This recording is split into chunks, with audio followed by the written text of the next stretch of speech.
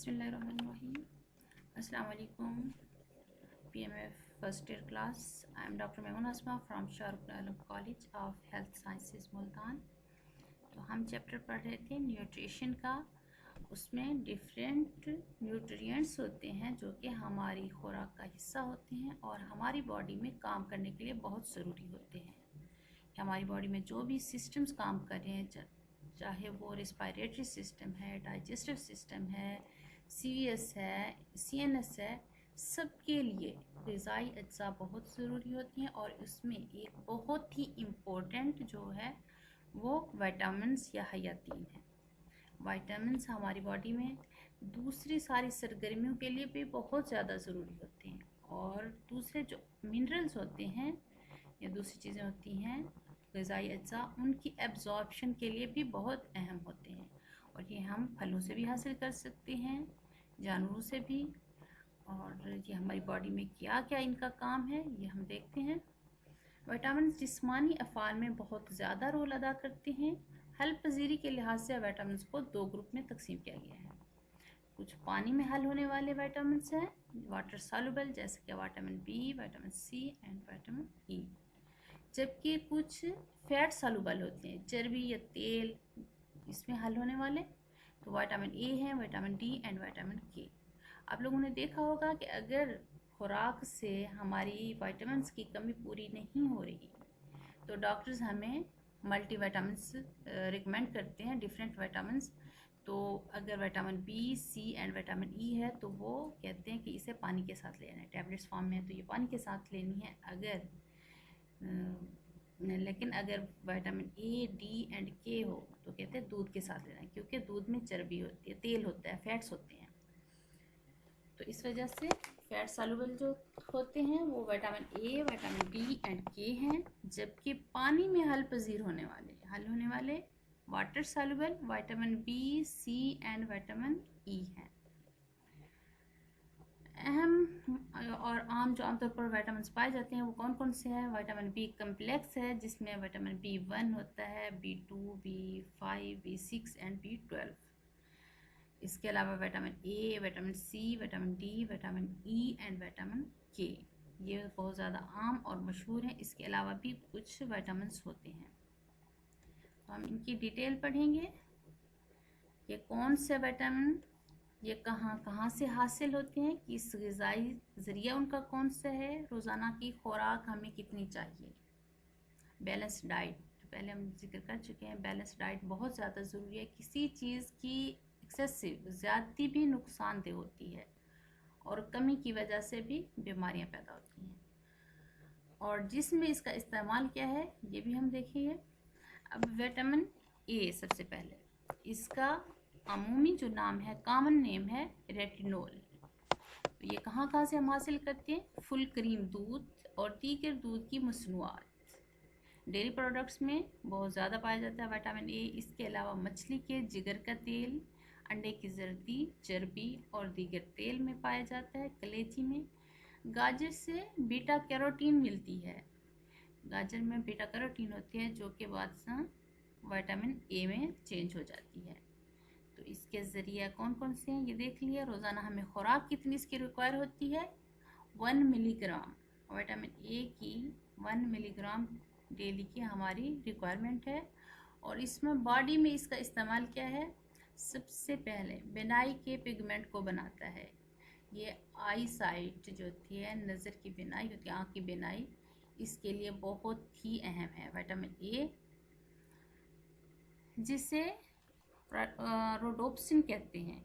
अलावा सेहतमंद जिल्द और बाल बनाने के लिए, और इसके अलावा रेस्पिरेटरी सिस्टम या निज़ाम तनफ़ुस, डाइजेस्टिव सिस्टम या निज़ाम इंहज़ाम और रिप्रोडक्टिव सिस्टम या तौलीदी निज़ाम की, इनकी भी लर्निंग्स बनाते हैं। अलावा ये इन्फेक्शंस को भी कम करते हैं। कोई भी इन्फेक्शन बॉडी में हो गया है, बैक्टीरियल इन्फेक्शन अमूमन ज़्यादा होते हैं या दूसरे पैरासाइट है, वायरल इन्फेक्शन हैं, तो ये इन्फेक्शन को भी कम करते हैं क्योंकि इंसान की ये क़ुव्वत मुदाफ़ियत भी बढ़ाती हैं, जिसकी वजह से इन्फेक्शन का चांसेस जो होते हैं उसके कम हो जाते हैं।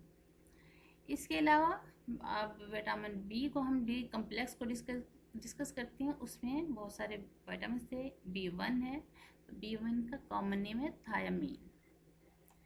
इसे कौन से ज़रिए से हासिल करते हैं? अनाज के सालम यानी साबित दाने, ज़्यादा चिकनाई वाली मछली, फलियां, बीज और सब्ज रंग की सब्जियों में विटामिन B1 पाया जाता है।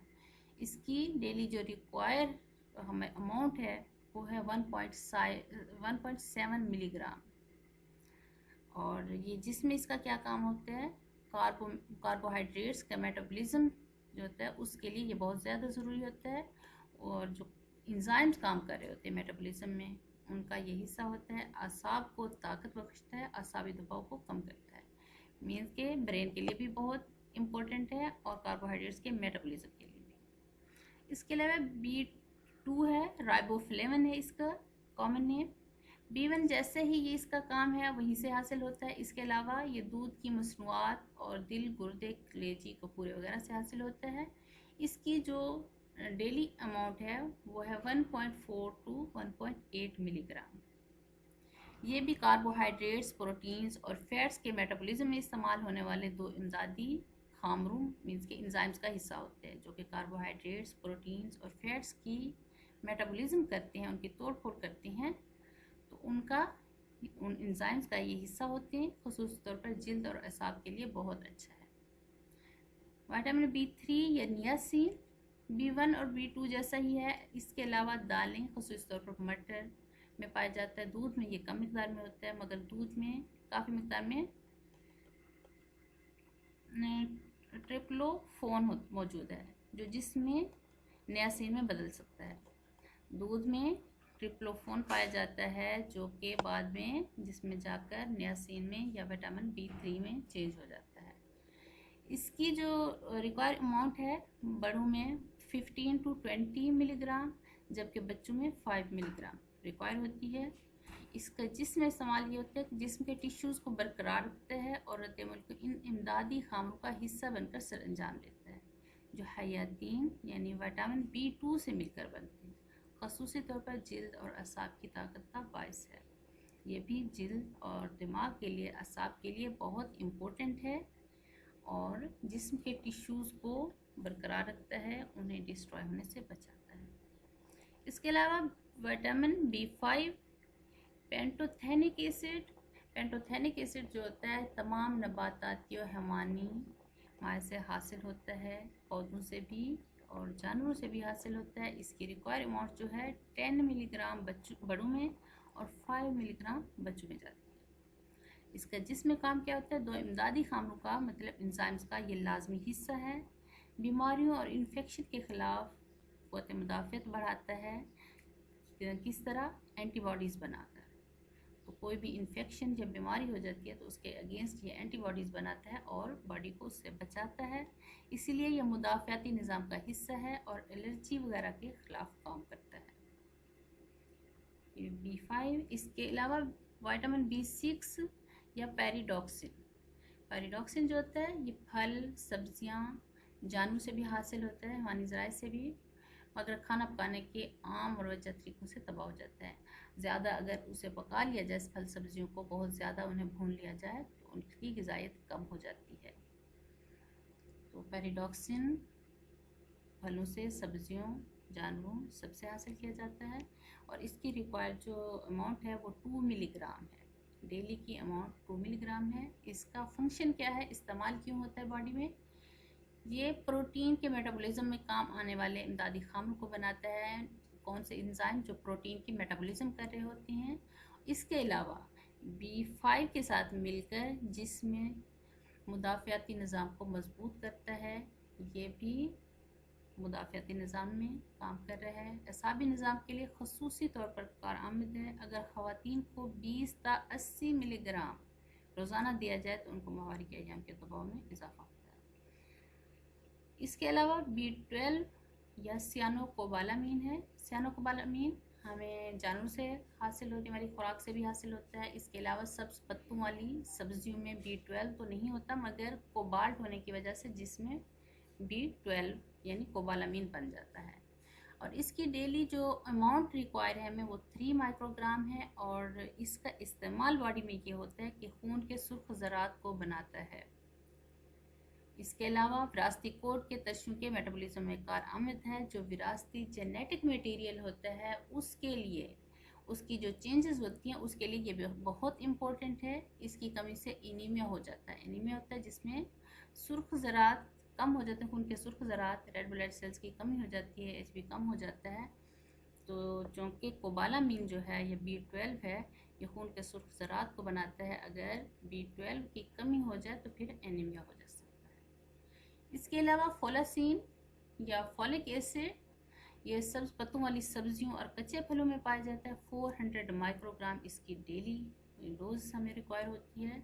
इसका जिस्म में काम ये होता है कि जिस्म पे अमूमी मेटाबॉलिज्म में काम आने वाले इमदादी खामरे बनाता है। एक तो ये इंजाइम्स को बना रहा है जो जिस्म में मेटाबॉलिज्म का काम कर रहे हैं, नए टिश्यूज़ बनाना, पुरानों के तोड़ फोड़ होना, खुराक के अज्जा के तोड़ फोड़, फिर उन्हें नए कंपाउंड में प्रोडक्ट्स में चेंज करना, ये इंजाइम्स का काम होता है। और इंजाइम किससे? फोलासीन से मिलके बने होते हैं। दूसरे विटामिन से हमने देखा उनसे भी मिलके बने होते हैं।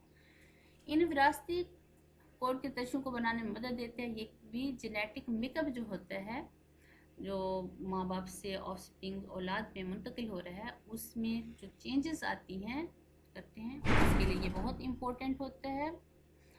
इसके अलावा खून के सुर्ख ज़रात को भी बनाता है। इसकी कमी की वजह से एनीमिया के अलावा हाजमे के निज़ाम में भी गड़बड़ हो जाती है, जैसा कि पेचिश वगैरह। इसके अलावा और है बायोटीन, ये भी विटामिन्स है, बहुत ज़्यादा नहीं ज़रूरी होता बाहर से, क्योंकि ये हमारे खुद ब खुद ही जिस्म में बनता रहता है।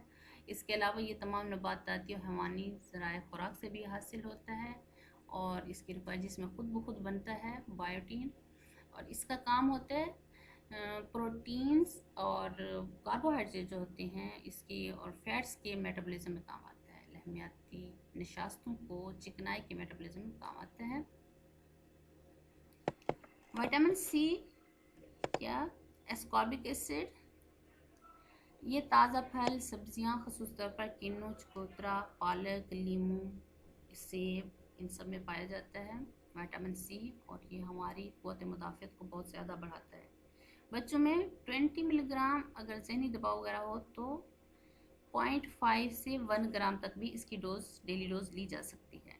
और इसका काम होता है जिस्म के तमाम टिश्यूज़ की सेहत को बरकरार रखता है। इसकी कमी से अंदरूनी अज़ा में खून जारी रहता है, दिफाई निज़ाम को मजबूत बनाता है।